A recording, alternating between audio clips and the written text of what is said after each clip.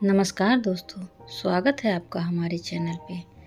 दोस्तों, हरितालिका तीज एक पावन त्योहार है। इस दिन सुहागिन महिलाएं अपने पति की लंबी उम्र की कामना करते हुए निर्जला व्रत रखती हैं और फिर अगले दिन पूजा के बाद ही इसे तोड़ती हैं।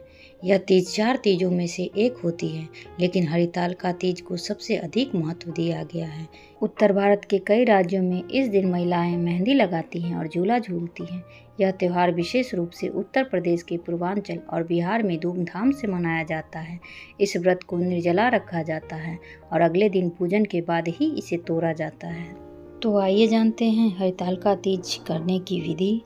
हरितालिका तीज पूजा विधि। हरितालिका तीज के दिन भगवान शिव और माता पार्वती जी की विधि विधान से पूजा अर्चना की जानी चाहिए।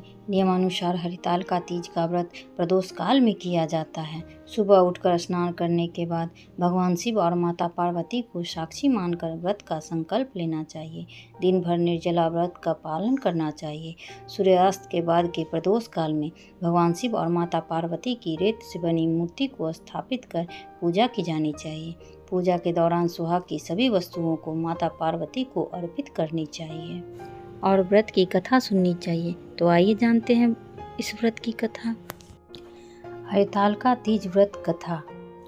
हरितालिका व्रत कथा शिव जी ने माँ पार्वती से कही थी। उन्होंने कहा, हे गौरी, पर्वतराज हिमालय पर स्थित गंगा के तट पर तुमने अपनी बाल्यावस्था में 12 वर्षों तक अधोमुखी होकर घोर तप किया था। इतनी अवधि तुमने अन्न न खाकर पेड़ों के सूखे पत्ते चबाकर व्यतीत किए। माघ की विकराल शीतलता में तुमने निरंतर जल में प्रवेश करके तप किया। बैसाख की जला देने वाली गर्मी में तुमने पंचाग्नि से शरीर को तपाया। श्रावण की मूसलधार वर्षा में खुले आसमान के नीचे बिना अन्न जल ग्रहण किए समय व्यतीत किया।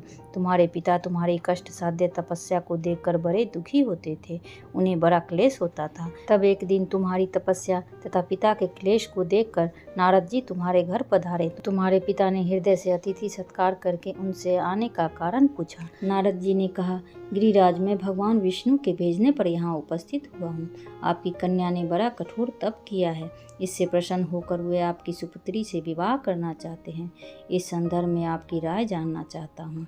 उनके तो जैसे सारे क्लेश ही दूर हो गए। प्रसन्नचित्त होकर वे बोले, श्रीमान, यदि स्वयं विष्णु मेरी कन्या का वरण करना चाहते हैं तो भला मुझे क्या आपत्ति हो सकती है। हे महर्षि, यह तो हर पिता की इच्छा होती है कि उसकी पुत्री सुख संपदा से युक्त पति के घर की लक्ष्मी बने।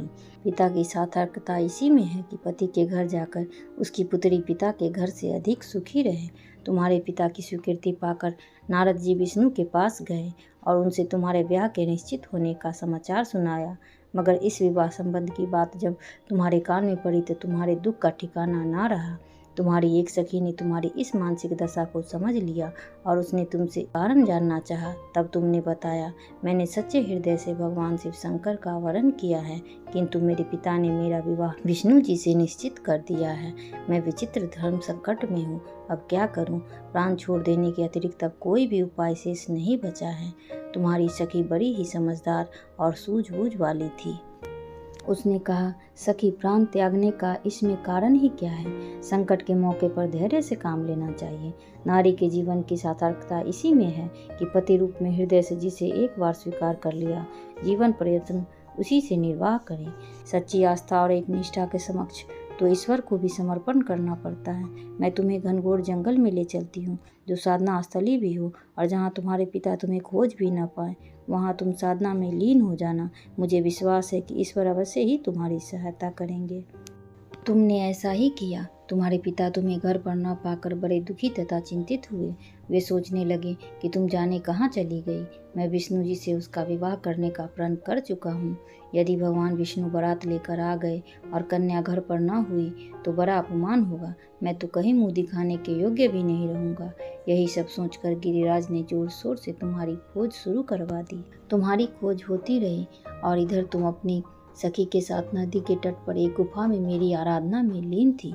भाद्रपद शुक्ल तृतीया को हस्त नक्षत्र था। उस दिन तुमने रेत के शिवलिंग का निर्माण करके व्रत किया। रात भर मेरी स्तुति के गीत गाकर जागी। तुम्हारी इस कष्ट साध्य तपस्या के प्रभाव से मेरा आसन डोलने लगा। मेरी समाधि टूट गई। मैं तुरंत तुम्हारे समक्ष जा पहुंचा और तुम्हारी तपस्या से प्रसन्न होकर तुमसे वर मांगने के लिए कहा। तब अपनी तपस्या के फलस्वरूप मुझे अपने समक्ष पाकर तुमने कहा, मैं हृदय से आपको पति के रूप में वरण कर चुकी हूँ। यदि आप सचमुच मेरी तपस्या से प्रसन्न होकर आप यहाँ पधारे हैं तो मुझे अपनी अर्धांगिनी के रूप में स्वीकार कर लीजिए। तब मैं तथास्तु कहकर कैलाश पर्वत पर लौट आया। प्रातः होते ही तुमने पूजा की समस्त सामग्री को नदी में प्रवाहित करके अपनी सहेली सहित व्रत का पालन किया। उसी समय अपने मित्र बंधु व दरबारियों सहित गिरिराज तुम्हें खोजते खोजते वहां आ पहुँचे और तुम्हारी इस कष्ट साध्य तपस्या का कारण तथा उद्देश्य पूछा। उस समय तुम्हारी दशा को देखकर गिरिराज अत्यधिक दुखी हुए और पीड़ा के कारण उनकी आंखों से आंसू उमड़ आए। तुमने उनके आंसू पोंछते हुए विनम्र स्वर में कहा, पिताजी, मैंने अपने जीवन का अधिकांश समय कठोर तपस्या में बिताया है। मेरी इस तपस्या का उद्देश्य केवल यही था कि मैं महादेव को पति के रूप में पाना चाहती थी। आज मैं अपनी तपस्या की कसौटी पर खरी उतर चुकी हूँ। आप क्योंकि विष्णु जी से मेरा विवाह करने का निर्णय ले चुके थे, इसीलिए मैं अपने आराध्य की खोज में घर छोड़कर चली आई। अब मैं आपके साथ इसी शर्त पर घर जाऊंगी कि आप मेरा विवाह विष्णु जी से न करके महादेव जी से करेंगे। गिरिराज मान गए और तुम्हें घर ले आए। कुछ समय के पश्चात शास्त्रोक्त विधि विधान पूर्वक उन्होंने हम दोनों को विवाह सूत्र में बांध दिया।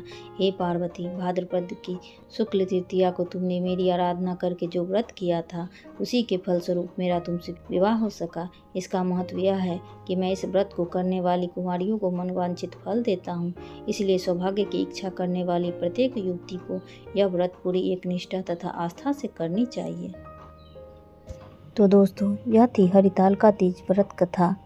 आशा करती हूँ कि आपको यह वीडियो पसंद आई होगी।